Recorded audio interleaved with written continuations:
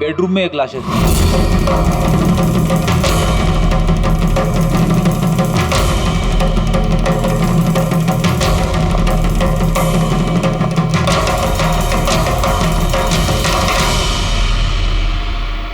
आवाज सुन के उठने की कोशिश की होगी, यहीं पे मार दिया।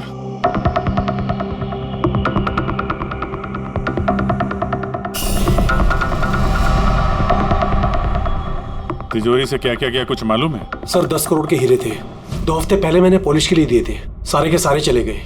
हीरे? सर बाथरूम में हथियार है।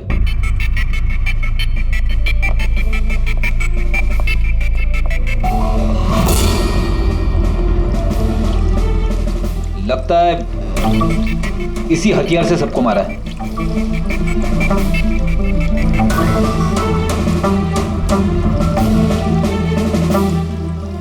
अच्छा खासा साफ कर दिया है, वो भी साबुन से।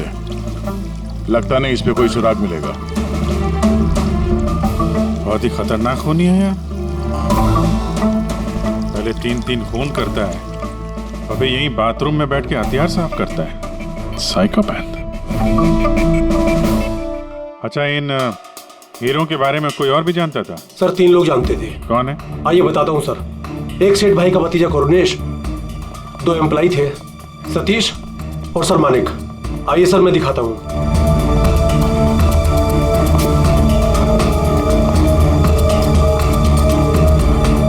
सर ये सेठ भाई का भतीजा करुणेश। जी मैं करुणेश, ये मेरे चाचा चाची थे। और ये एम्प्लॉय मानिक और ये सतीश। हाँ सर, वो हीरे पॉलिश करने का काम मुझे और मानिक सर को दिया था। और सर मेरे 10 करोड़ के हीरे चले गए, मैं तो बर्बाद हो गया। कहाँ से लाऊंगा मैं सब? आप शायद भूल रहे हैं, 3-3 खून हुए हैं यहाँ पे। उनकी जिंदगी हीरों से कहीं ज्यादा कीमती है, समझे आप? बाहर चल के देखते हैं, शायद किसी ने कुछ और देखा हो।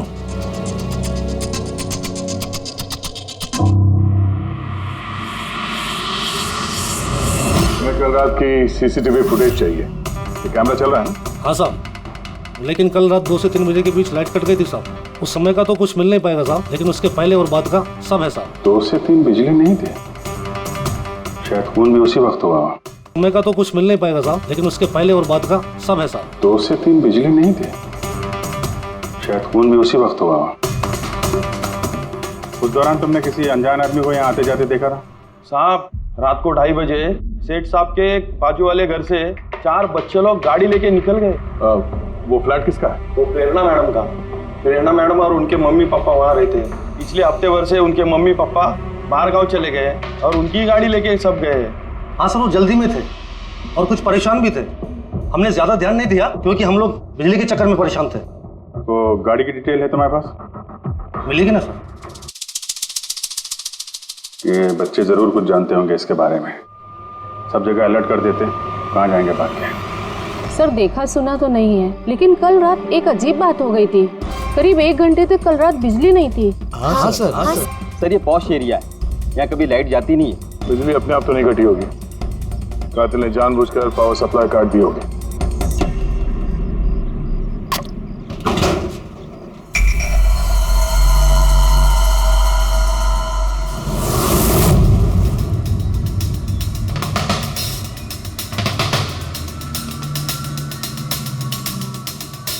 सर ये देखिए, छेड़छाड़ तो हुई है।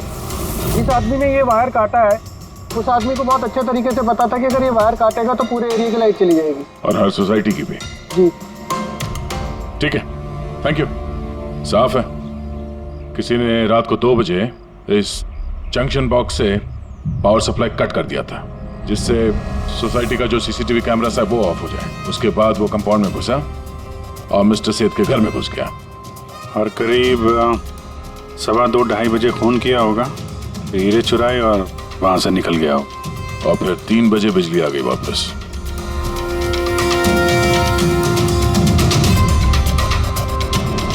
सर आपकी थियोरी में थोड़ी गड़बड़ लग रही है। क्या गड़बड़ है? उन तीनों की मौत 2 से 3 के बीच नहीं हुई है। क्या? तो फिर मौत कब हुई? इसके लगभग 1-1.25 घंटे पहले, मतलब 1:45 से 1:15 बजे के बीच। ये कैसे पॉसिबल है सर?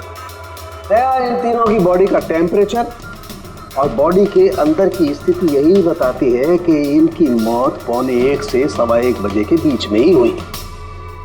और तो और ये मिस्टर सेठ की घड़ी, हमले के बाद इन्होंने जरूर कातिल के वार को अपने हाथों से रोकने की कोशिश की होगी और किसी धक्के से इनकी घड़ी बंद पड़ गई होगी। इस बंद घड़ी का समय दिखा रहा है 12:55। 12:55? तो अगर मौत 1:15 से 1:15 बजे के बीच हुई तो कातिल उसके पहले आया होगा। लेकिन बिल्डिंग की लाइट तो 2 बजे तक चल रही थी सर, और सीसीटीवी कैमरे भी काम कर रहे थे। और बिल्डिंग में सिक्योरिटी भी काफी अच्छी है सर। और सर एक वॉचमैन तो मिस्टर सेठ के घर के नीचे ही खड़ा था। हमने तो सीसीटीवी फुटेज चेक किया था, 2 बजे तक तो कातिल अंदर आया नहीं। तो आया कब? और फिर कातिल ने मर्डर करने के 1 घंटे बाद पावर कट क्यों किया? रेडी? हाँ रेडी। अच्छा, वेरी गुड। रेडी ने उन चारों बच्चों को पकड़ लिया है। शहर से बाहर भागने की कोशिश कर रहे थे। वाशी ब्रिज के पास पकड़ लिया उन्हें। Great work. चारों को यहाँ ब्यूरो में लेकर आने को कहो।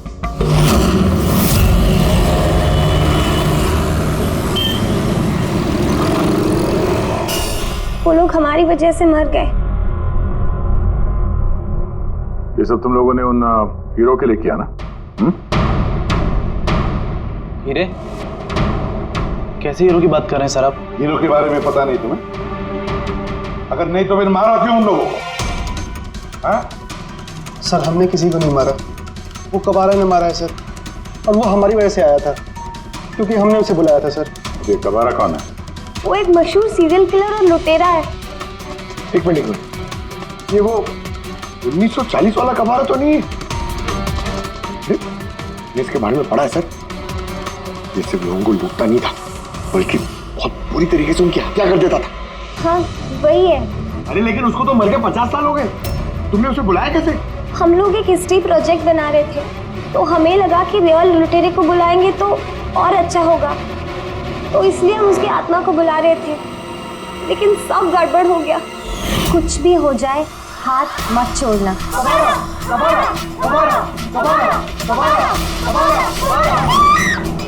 तुमने हाथ क्यों छोड़ दिया रवि? तुम्हें पता है कितना खतरनाक हो सकता है?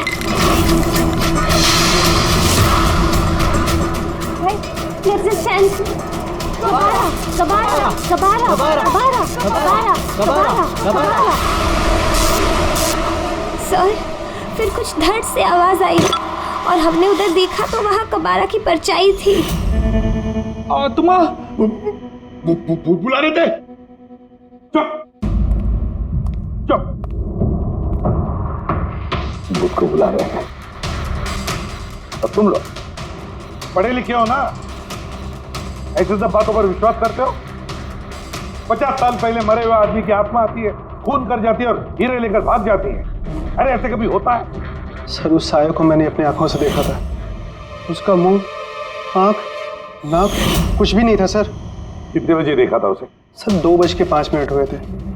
जब मैंने सेलफोन का टॉर्च ऑन किया था तो यही समय था सर। 2:05 यानी लाइट जाने के तुरंत बाद? यानी कातिल अकेला नहीं था, कोई और भी था उसके साथ में? वो कबारा था सर। हाँ सर, हम लोग बहुत घबरा गए थे और हम लोग वहाँ से मोनिका के हॉस्टल पे भाग गए। सर वो मैंने आप लोगों से एक बात छुपाई। एक्चुअली उस रात दोस्तों को डराने के लिए मैंने फ्लैशलाइट के साथ छेड़छाड़ की। उसे अपने पैरों से हिलाया और मैग्नेट के जरिए ब्लड और कबारा लिखा था सर।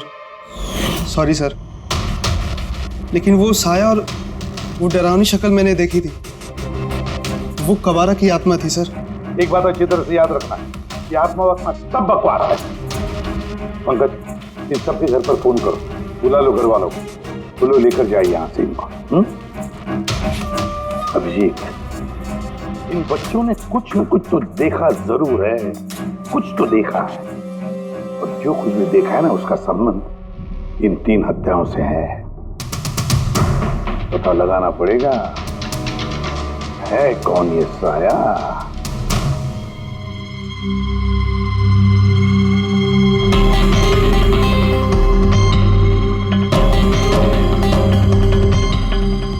लगता है उन लोगों ने खूनी को देखा होगा। हाँ सर, और खूनी कब आ रहा है? अरे यार बालकनी में चल के देखते हैं, कोई ना कोई सबूत छोड़ के गया होगा तुम्हारा कबारा।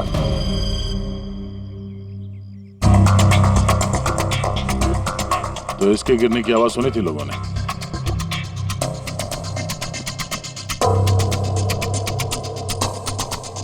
सर वो सेठ जी की बालकनी है, तो खूनी वहां से भागते हुए यहाँ पर आया होगा, तभी ये गमला गिर के टूट गया होगा। देखो जरा भाई।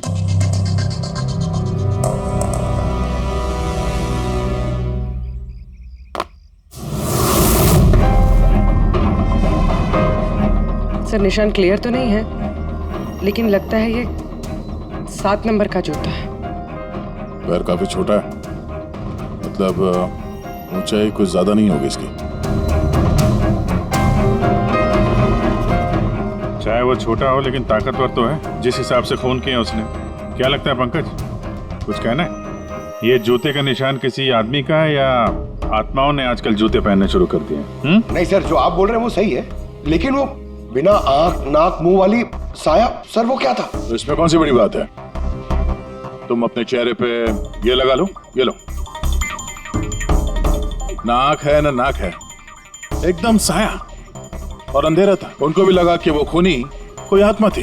एक तो वो लोग प्लानचेट खेल रहे थे, ऊपर से लाइट चली गई। एक साया दिखा तो दिमाग तो उल्टा सीधा ही सोचेगा ना। जरा सोचो, एक आत्मा को 10 करोड़ के हीरे की क्या जरूरत है? क्या करना है उसको? ये काम किसी आत्मा का नहीं, किसी इंसान का है। रात के 12:55 को मिस्टर सेठ, मिसेस सेठ और उनका नौकर रामू, इन तीनों के खून हो गए। फिर रात के 2 बजे जंक्शन के मीटर बॉक्स से किसी ने छेड़छाड़ की और फिर रात के 2:05 पर खूनी को प्रेरणा के बालकनी से भागते हुए देखा अदनान। सवाल ये उठता है कि सर खूनी घर के अंदर कब गया? सर हमारे पास रात के 2 बजे तक का सीसीटीवी फुटेज है सर।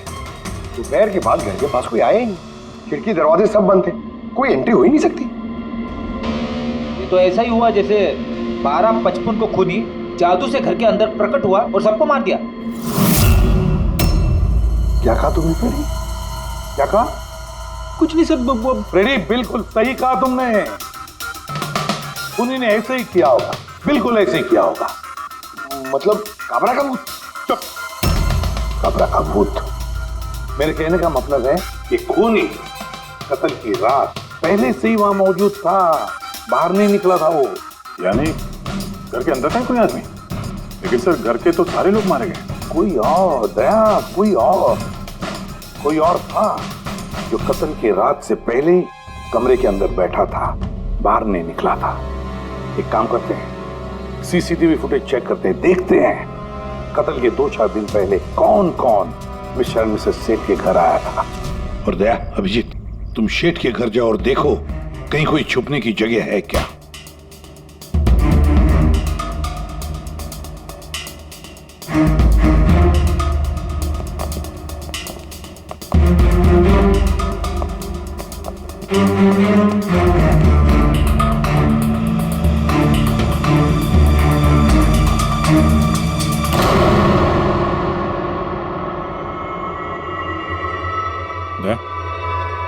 ये चींटियां देखो ऊपर जा रही हैं।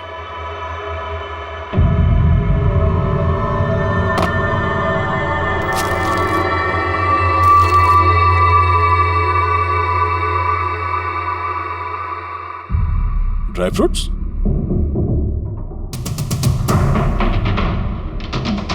ड्राई फ्रूट लेके वहां ऊपर छुप के बैठा होगा। जगह भी अच्छी है छुपने की, मौके के इंतजार में। लेकिन ये घर के अंदर घुसा कब होगा?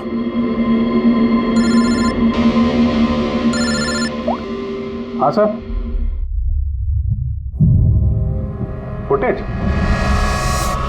सोसाइटी के ऑफिस में देख लेते हैं सर। हाँ हाँ, फोन ऑन है, स्पीकर फोन पर है। पूर्वी सर, कुछ पता चला कि नहीं? सर हम कत्ल वाली रात से 2 दिन पहले की एंट्री देख रहे हैं और कुछ मिला है सर। क्या मिला? 2 दिन पहले सर चैंपियन सेल्स कंपनी का एक टेम्पो वहां आया था 10:15 बजे।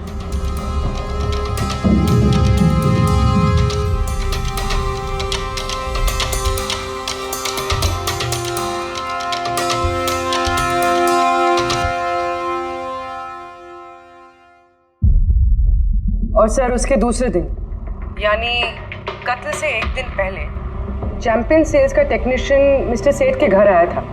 1 घंटे रुका रहा और फिर चला गया।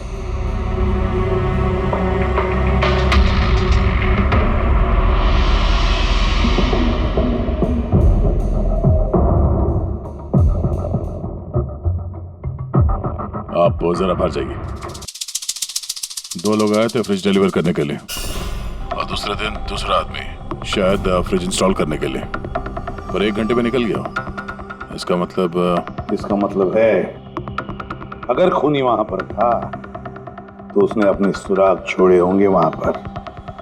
साळुंखे को बोलो सेठ के घर चले जाए।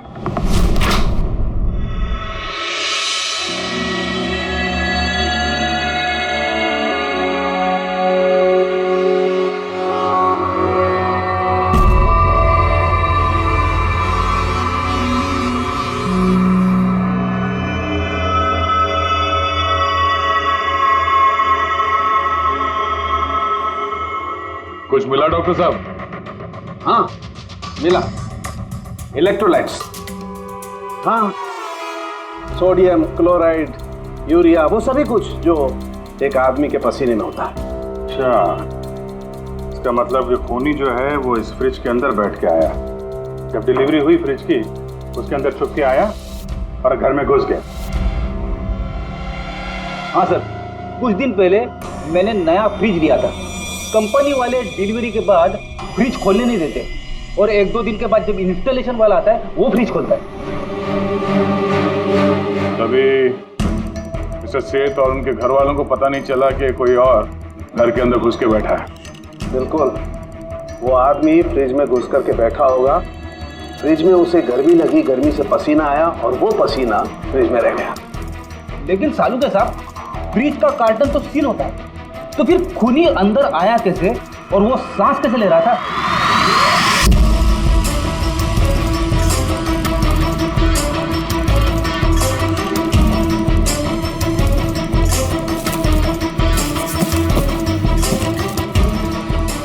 ये देखो, तो यहां से सांस ले रहा था वो। ये तो ट्रोजन हॉर्स वाली कहानी हो गई। Trojan horse? अब ये क्या है? यार, एक बहुत बड़ा लकड़ी का घोड़ा, लेकिन अंदर से खाली, खोखला। अंदर से खोखला? हाँ, जिसके जरिए ग्रीक सैनिकों ने ट्रॉय में घुसपैठ की थी। ग्रीक सैनिकों ने एक बहुत बड़ा लकड़ी का घोड़ा ट्रॉय में भेजा, जिसमें सैनिक पहले से ही थे। ट्रॉय में पहुंच के एक सैनिक घोड़े से बाहर निकले और उन्होंने ट्रॉय पे हमला कर दिया। इस खूनी ने भी वही तरीका चुना है और कामयाब भी रहा।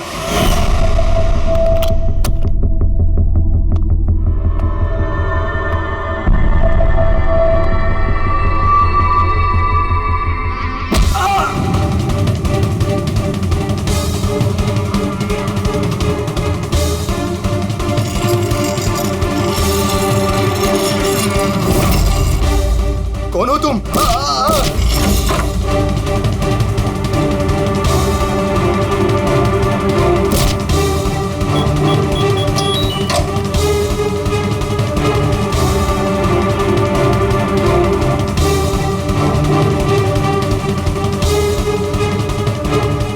और भागने से पहले उसने अपने हाथ धोए, हथियार साफ किया और ठीक 2 बजे उसका साथी जो नीचे इंतजार कर रहा था उसने पावर स्विच ऑफ कर दिया और अंधेरे का फायदा उठा के वो यहाँ से भाग निकला।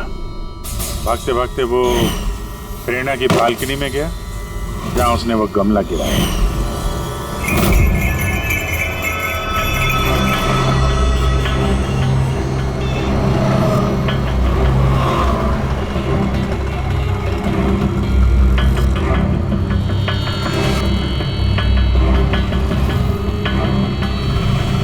सर, ये चैंपियंस कंपनी के मैनेजर। सर, मैंने रिकॉर्ड अच्छे से चेक कर लिया। सेठ जी हमारे पुराने कस्टमर थे। आप मैनेजर हैं? जी सर। तुम कैलाश और मानव? जी सर। तुमने फ्रिज की डिलीवरी दी थी सेठ साहब के घर पे, है ना? जी सर। और तुम राणा हो, तुमने फ्रिज इंस्टॉल किया? जी सर। लेकिन क्या हुआ सर? मिस्टर सेठ, उनकी पत्नी और उनके नौकर का खून हो गया है। खून? लेकिन साहब हम लोगों ने तो कुछ नहीं किया था साहब। हमें तो असाइनमेंट मिला था, हमने गोडाउन से फ्रिज उठाया और उनके घर में डिलीवर कर दिया। लेकिन सर ये तुम्हारा रोज का काम है सर। हाँ सर एक बात है, वो फ्रिज सर कुछ ज्यादा ही भारी था, तकरीबन 30-35 किलो ज्यादा था सर। हाँ सर, हम लोगों ने इस बारे में बात भी किया था सर। हम लोगों ने सोचा कोई नया मॉडल है। सर मैंने इन लोगों का लॉगबुक चेक किया, ये दोनों 9 बजे गोडाउन पहुंचे थे और 9:30 बजे टेम्पो में फ्रिज को लोड किया और 10:15 बजे इन लोगों ने वो फ्रिज मिस्टर सेठ के घर पे डिलीवर करके वहां से निकल गए। इस दौरान तो कोई आदमी फ्रिज के अंदर नहीं जा सकता। जो भी हुआ है 9:30 से पहले ही हुआ होगा सर। सर ये खूनी रात को ही फ्रिज में घुस के बैठ गया होगा। मिस्टर राणा, आप गए थे वहां पे फ्रिज इंस्टॉल करने के लिए, तो फ्रिज के पैकिंग में आपको कुछ गड़बड़ लगी? ऐसा लगा कि छेड़छाड़ की गई है पैकिंग के साथ? कुछ खास नहीं था सर, बस पैकिंग अच्छी नहीं थी। कार्टन और अंदर का थर्माकोल बिल्कुल टूटा हुआ था, जैसे किसी चूहे ने काटा हो। मुझे ये बात अजीब लगी, इसलिए मैंने फ्रिज को चेक किया। फ्रिज बिल्कुल परफेक्ट था सर, उसमें कोई डैमेज या फॉल्ट भी नहीं था। इसलिए मैंने उन लोगों को ये बात नहीं बताई कि वो लोग फ्रिज वापस कर देते और हमारी कंपनी का नाम खराब हो जाता। थर्मोकोल तोड़ के दरवाजे में फंसा दिया होगा ताकि सांस ले सके। हाँ, ये फ्रिज का वजन 30-40 किलो से ज्यादा था और जूतों के निशान जो मिले वो 7 नंबर के जूतों के थे। मतलब ये आदमी कोई एवरेज कद का इंसान नहीं है, इसीलिए तो फ्रिज के अंदर फिट हो गया। मैनेजर साहब। जी सर। सेठ साहब के घर पे जो फ्रिज भेजा है बिल्कुल वैसा ही फ्रिज यहाँ पर मंगवा लो। ठीक है सर। ढीचू को बुलाओ।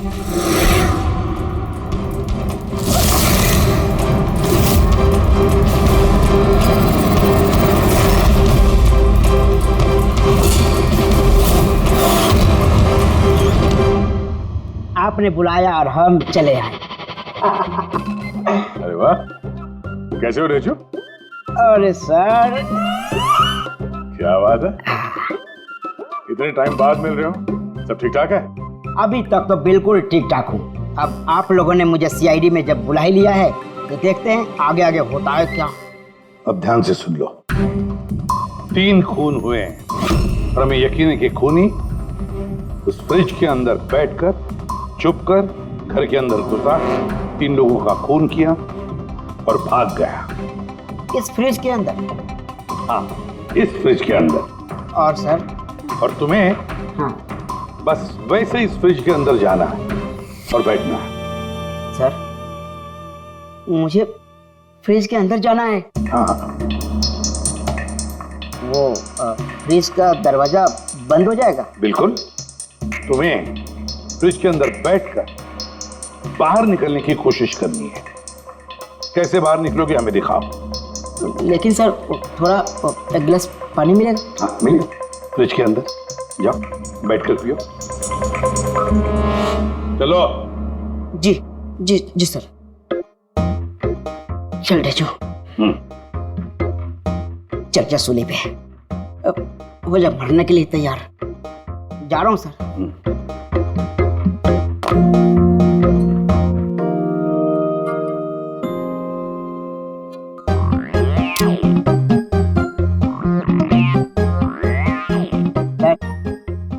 देखिए, अब देखिए ढेचू का कमाल।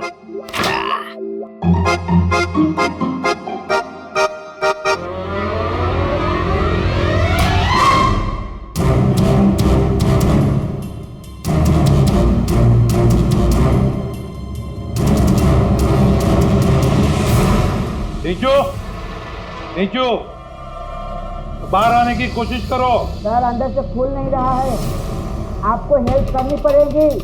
नीचू, नीचू बाहर आने की कोशिश करो। चाकू है ना तुम्हारे पास? नीचू। हाँ सर, सर मुझे बाहर निकालो सर। निकालो निकालो इसे बाहर। फंस गया लगता है। सब घुट रहा है सर। नीचू, नीचू। दरवाजा खुल गया। अरे खुल गया। नीचू, नीचू, नीचू।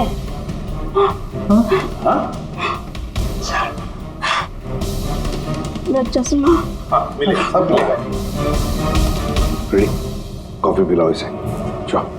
Thank you. मुझे लग ही रहा था कुछ ना कुछ तो गड़बड़ जरूर है। सेठ के फ्रिज का जो कार्टन है, जो बॉक्स है, उसे इतनी सफाई से काटा है बाहर से। अंदर से बैठ के कोई काट ही दे सकता बॉक्स को वैसे। जरूर किसी ने बाहर से काटा है उस खूनी को बाहर निकालने के लिए। वो जो कोई भी है सर, वो फ्रिज की डिलीवरी के बाद और फ्रिज के इंस्टॉलेशन के पहले इसी बीच में आया होगा। तेजो,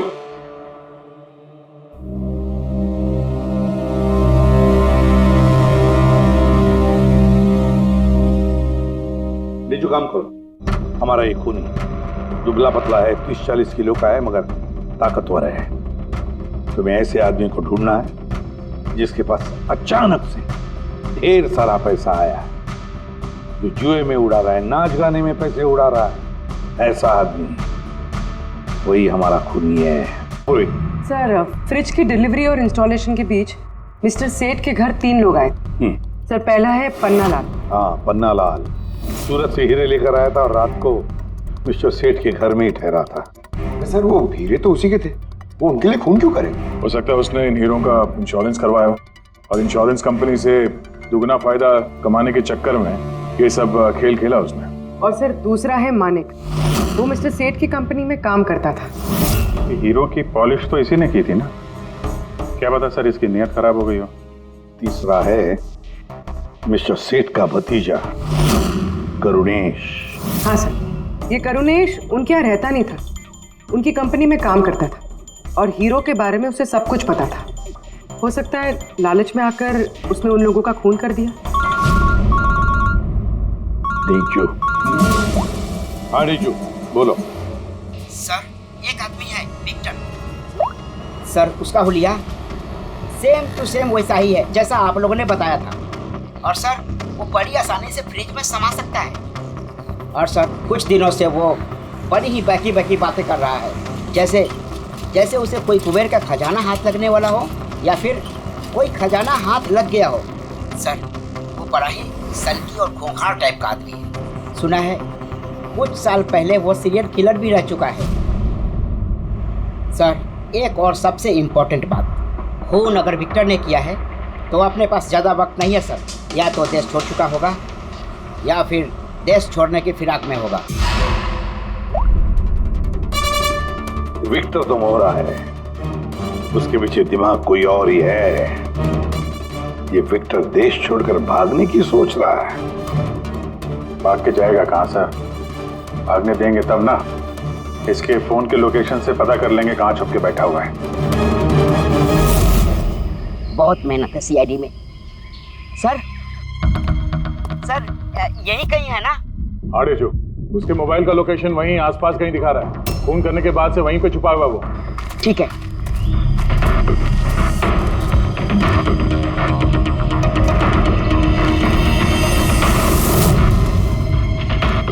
तुम सही जा रहे हो और आगे बढ़ो।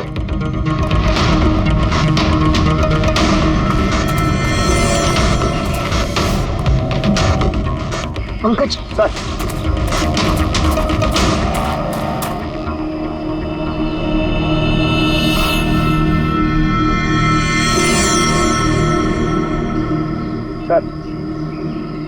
अब इसे कोई नहीं पकड़ पाएगा सर।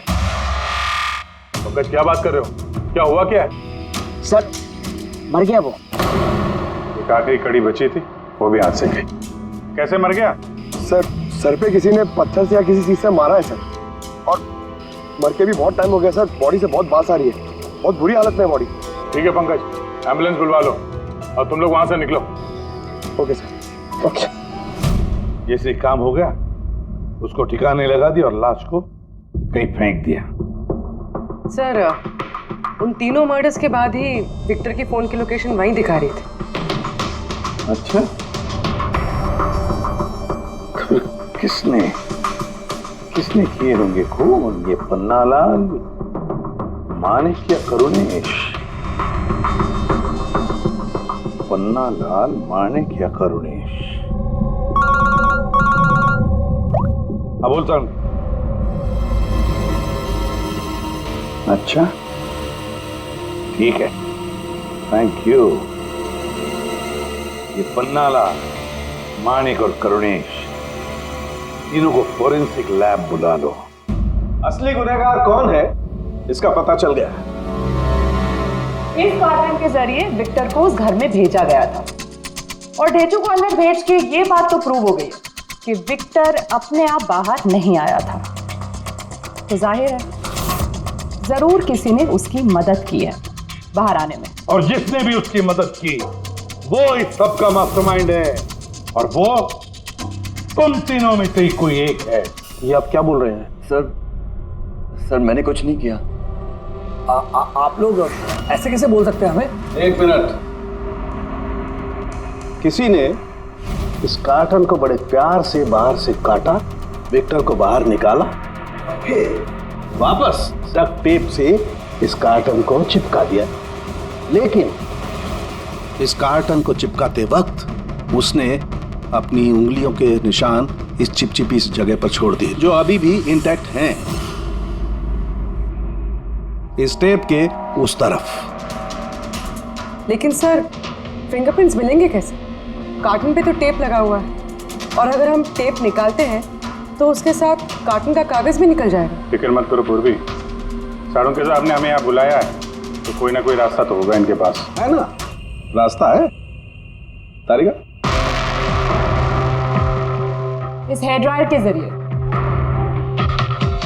इस हेयर ड्रायर को हम इस टेप के ऊपर इस्तेमाल करेंगे। इस ड्रायर के गर्म हवा से इस टेप के ऊपर का एडहेसिव गोंद कमजोर हो जाएगा।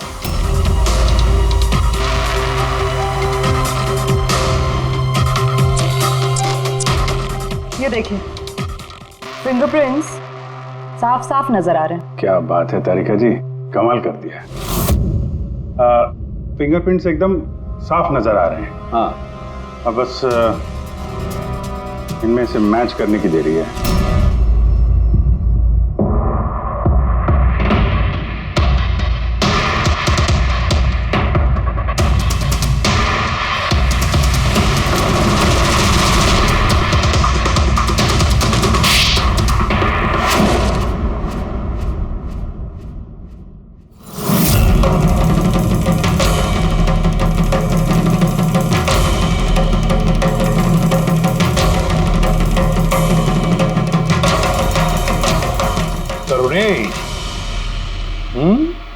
हाँ, मैंने ही किया।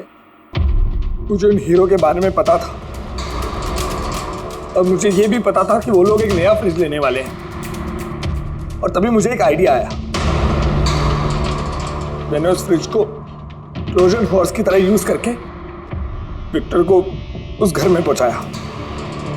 विक्टर को तो मैंने हीरो का लालच दे दिया था, और वो रात को वेयर हाउस जा पहुंचा और मौका देखकर अंकल के पर्ची वाले फ्रिज में जाकर छुपकर बैठ गया। फिर डिलीवरी के बाद तुम उनके घर गए और विक्टर को फ्रिज से बाहर निकाल लिया। उस रात मैं चाचा जी के घर पे ही रुका था।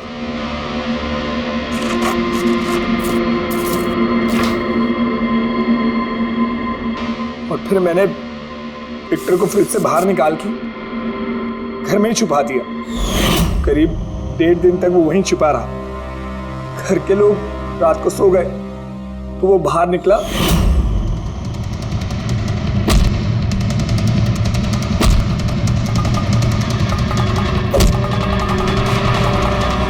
उसने सबको मारा और फिर हीरे चुराकर मेरे पावर कट करने का वेट किया। ओह, तो इसीलिए विक्टर अपने हथियार और हाथ साफ कर रहा था, इलेक्ट्रिसिटी बंद होने का इंतजार कर रहा था, क्यों? जी, फिर मैं विक्टर को अपने साथ ले गया।